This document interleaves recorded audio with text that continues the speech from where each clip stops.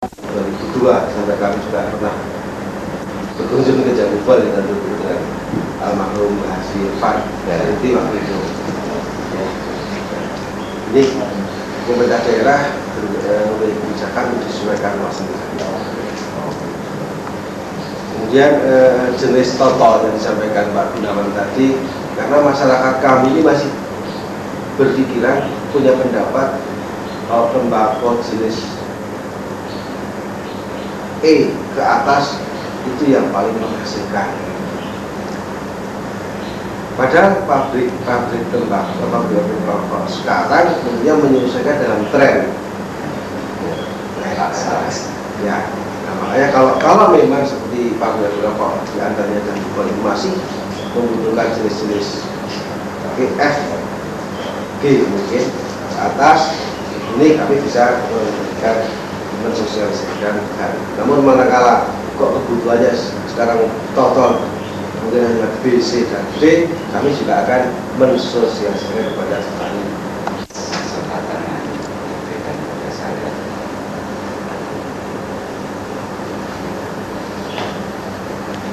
Dengan pemakaian tembakau termasuk prosentasenya karena sifat terlalu berat.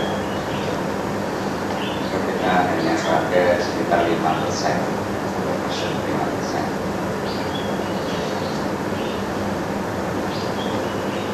Mengenai total, kita makin atas makin sedikit. Jelas makin totalnya makin tinggi, pemakaiannya makin sedikit. A, B, C, D, E, F, G, sama I. Tapi makin ke atas makin sedikit, bahkan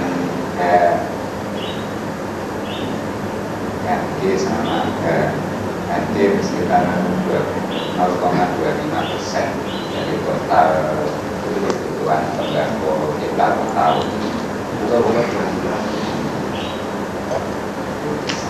Kecil sekali.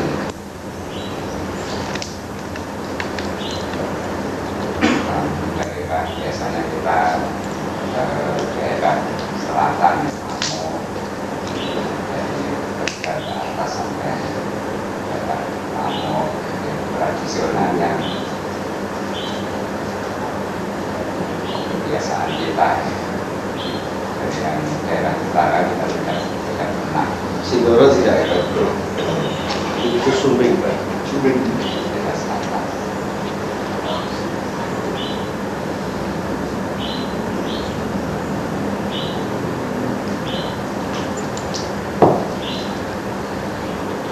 Cukup Pak Gun dengan jawaban tadi. Nah, kita turun sangat. Ya, lumayan sudah. Mungkin tidak mungkin ya, kita pasti 2006 ini kita tidak beli. Karena stoknya masih masih. Sekarang sampai atas itu sekitar 2.100-an aja. Manggung.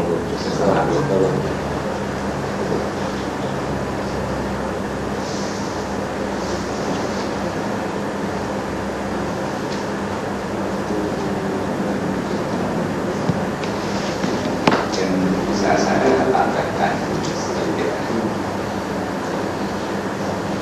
Karena itu kita dibatasi secara tidak langsung orang yang sudah melihat tar dan nikotin. Secara teknis untuk pabrikan sendiri sudah mungkin bagaimana supaya rasa ada antoknya. Mungkin istilahnya apa ya? Antok itu sama. Tapi nikotin harus udah.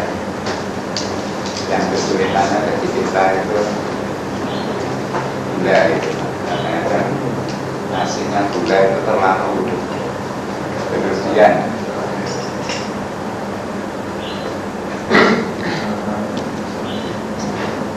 Ada rasio yang kita butuhkan, nikotin juga 1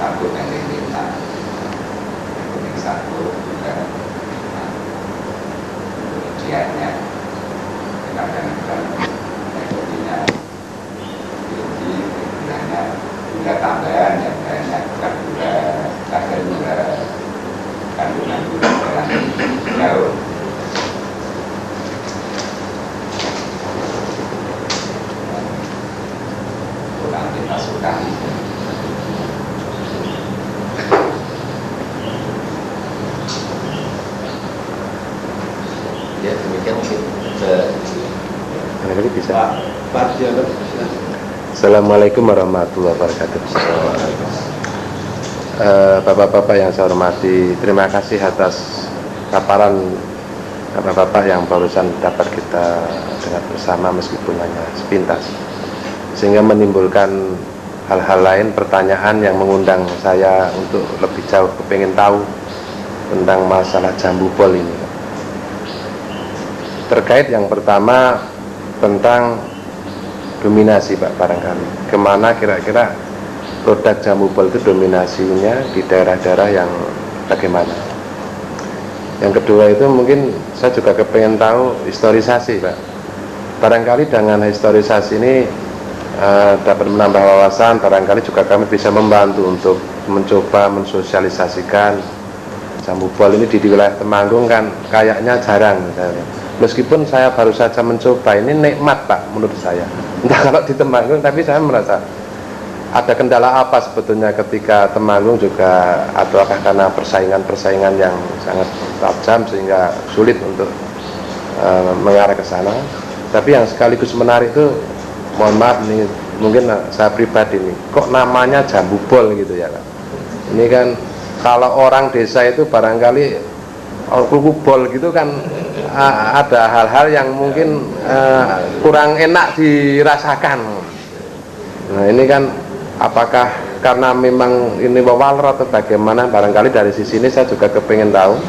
Sekaligus juga yang ingin kami tanyakan adalah yang tadi saya singgung tadi adalah masalah kendala-kendala yang ada di Temanggung barangkali menurut pengamatan jambu bol, khususnya terhadap masalah pertembakuan Temanggung. Barangkali yang nanti jika kendala-kendala ini juga dapat barangkali kita pecahkan untuk supaya tidak menjadi satu persoalan. Juga tadi sudah disinggung sedikit tentang masalah kadar gulanya ya, barangkali masih ada hal-hal yang menurut pengamatan jambu bol itu, khususnya harapan-harapan kepada petani Temanggung mestinya bagaimana supaya nanti kira-kira menjadi produk yang juga diharapkan sebagai bahan baku dari jambu bol. Ini kita kepingin tahu dari analisanya jambu bol. Kemudian barangkali juga perlu kita dengarkan adalah selama ini jambu bol menggunakan yang terbanyak ini tembakau dari daerah mana.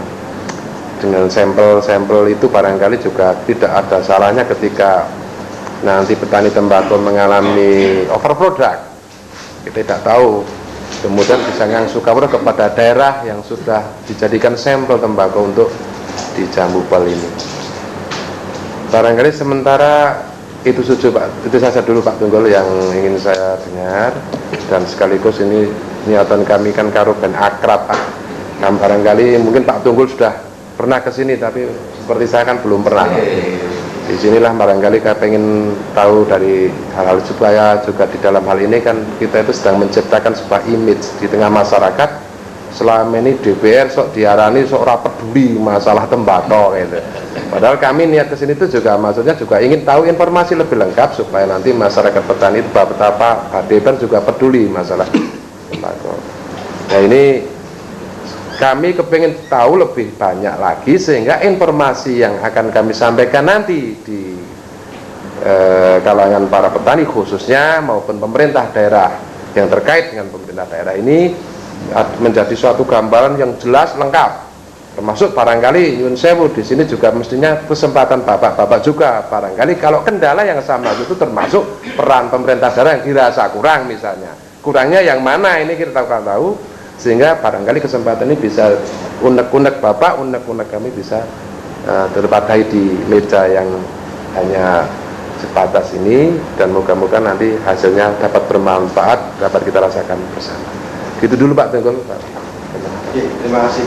Namanya Jenis Hasan Pak Diono, maka termasuk sejarah berdiri jambu bol. Memang tidak ada salahnya kalau kami ini tahu sehingga kami punya gambaran tentang jambu bol.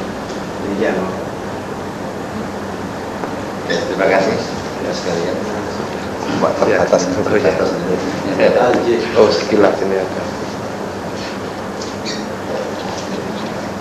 Mungkin sudah saya sampaikan secara umum saja. Jadi pendiri daripada pabrik rokok Janubol ini adalah almarhum Bapak Haji Ma'ruf ini pada tahun 1937.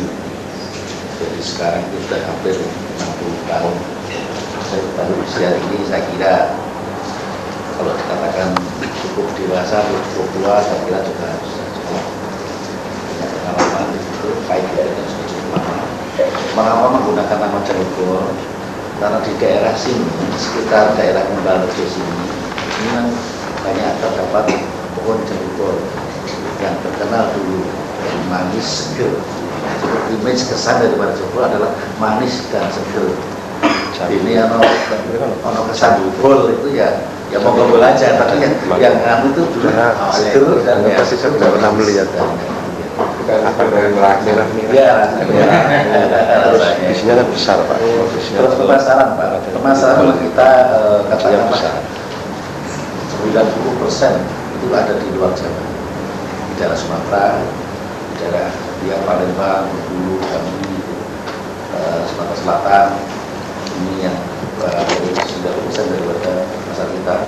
Dan perlu Bapak ketahui bahwa di Temanggung dulu juga pernah kita coba untuk diedarkan tempat Janubol, tapi kelihatannya kurang bisa diterima. Itu kalau kita yang jenis apa Pak? Yang dulu ekstra. Tapi yang model ini belum ya?